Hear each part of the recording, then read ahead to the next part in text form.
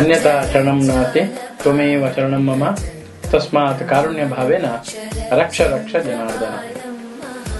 ಒಡೆಯ ಜನಾರ್ದನ ದೇವರಲ್ಲಿ ವಿಶೇಷವಾಗಿ ಈ ಬಾರಿ ಸಿಂಹ ಮಾಸದಲ್ಲಿ ಸೋಣಾರತಿಯನ್ನು ಮಾಡುವುದು ಅಂತ ಸಂಕಲ್ಪವನ್ನ ಮಾಡಿದ್ದೇವೆ. 1,000 ಭಗವಂತನ ರೂಪದಲ್ಲಿ ಆ ಭಗವಂತನ ಒಂದೊಂದು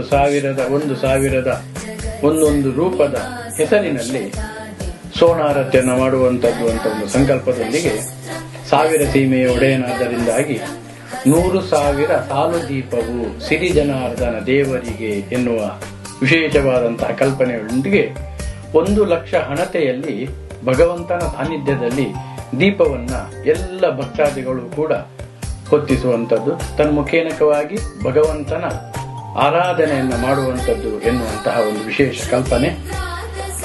ಏಕದೀಪೋಪಮುತ್ಯಂಚ ನಾಶಯಾದ ಕಿಳಂದ್ರೋಂ ದಶದೀಪೋ ನಿರೋಗಂಚ ಶತ ಸಂತಾನಮಾಪುನೀಯಾತ್ ಎನ್ನುವಂತಹ ಪ್ರಕಾರ ಭಗವಂತನ ಸಾನ್ನಿಧ್ಯದಲ್ಲಿ ಒಂದು ದೀಪವನ್ನು ಉರಿಸಿದ್ರೆ ಏನೆಲ್ಲ ಮೃತ್ಯು ಪೀಡೆಗಳಿದೆ ಅದೆಲ್ಲ ಪರಿಹಾರ ಆಗುತ್ತೆ.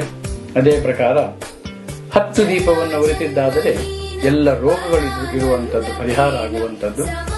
100 ದೀಪವನ್ನು ಉರಿಸಿದ್ರೆ ಸಂತಾನದ ಫಲಾಪೇಕ್ಷೆಗಳು ಭಗವಂತನ ಸಾನ್ನಿಧ್ಯದಲ್ಲಿ 100 ದೀಪವನ್ನು ಉರಿಸಬೇಕು.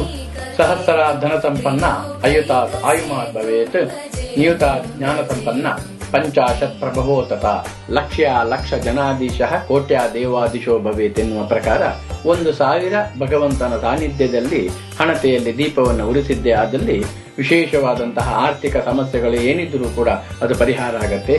ಅದೇ ಪ್ರಕಾರ 10,000 ದೀಪಾರಾಧನೆಯಿಂದ ಜ್ಞಾನವಂತಾಗ್ತಾನೆ. ಯಾವುದಾದರೂ ಓದುವಂತಹ ವ್ಯವಸ್ಥೆಯಲ್ಲಾಗಲಿ ಇನ್ನಿತರ ವಿಚಾರದಲ್ಲಿ ಮಂದ ಬುದ್ಧಿ ಇರುವಂತಹ ಎಲ್ಲ ಮಕ್ಕಳಿಗೂ ಕೂಡ ಇದರಿಂದ ವಿಶೇಷವಾದಂತಹ ಧೀಶಕ್ತಿ ಎನ್ನುವಂಥದ್ದು ಅಭಿವೃದ್ಧಿ ಆಗತ್ತೆ.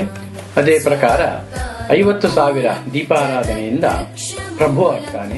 ಲಕ್ಷ ಜನಾಧೀಶ ಕೋಟ್ಯ ದೇವಾಧೀಶೋ ಭವೇತ್ ಎನ್ನುವ ಪ್ರಕಾರ 1,00,000 ದೀಪಾರಾಧನೆಯನ್ನ ಭಗವಂತನ ಸಾನ್ನಿಧ್ಯದಲ್ಲಿ ಮಾಡಿದ್ರೆ ವಿಶೇಷವಾಗಿ ನಮ್ಮ ಕೈಯ ಕೆಳಗಡೆ 1,00,000 ಜನರನ್ನ ಸಾಕುವಂತಹ ಯೋಗ್ಯತೆಯನ್ನ ಭಗವಂತ ನಮಗೆ ಅನುಗ್ರಹ ಮಾಡ್ತಾನೆ ಎನ್ನುವಂತಹ ಶಾಸ್ತ್ರದ ಮಾತು. ಆ ಪ್ರಕಾರ ಇದೇ ಪ್ರಪ್ರಥಮ ಬಾರಿಗೆ ಉಡುಪಿ ಜಿಲ್ಲೆಯಲ್ಲಿ ಒಡೆಯ ಲಕ್ಷ್ಮೀ ಜನಾರ್ದನನ ಸಾನ್ನಿಧ್ಯದಲ್ಲಿ 1,00,000 ದೀಪ ಪ್ರಜ್ವಾಲನಾ ಪೂರ್ವಕವಾದಂತಹ 1,000 ಸೋಣಾರತಿಯನ್ನ ಮಾಡುವಂತದ್ದು ಎನ್ನುವಂತಹ ಸಂಕಲ್ಪ. ಈ ಸಂಕಲ್ಪಕ್ಕೆ ಭಕ್ತಾಭಿಮಾನಿಗಳು ತಾವೆಲ್ಲರೂ ಕೂಡ ಇದರಲ್ಲಿ ಪಾಲ್ಗೊಂಡು ಶ್ರೀದೇವರ ಅನುಗ್ರಹಕ್ಕೆ ಪಾತ್ರರಾಗಬೇಕು. ಸುಮಾರು 4 ಗಂಟೆಯಿಂದ ಶುರು ಆಗುವಂತಹ ಈ ಕರ್ಮಾಂಗ, ಈ ಧಾರ್ಮಿಕ ಪ್ರಕ್ರಿಯೆ ಸರಿಸುಮಾರು 7:30 ತನಕ ನಡೆಯಲಿದೆ.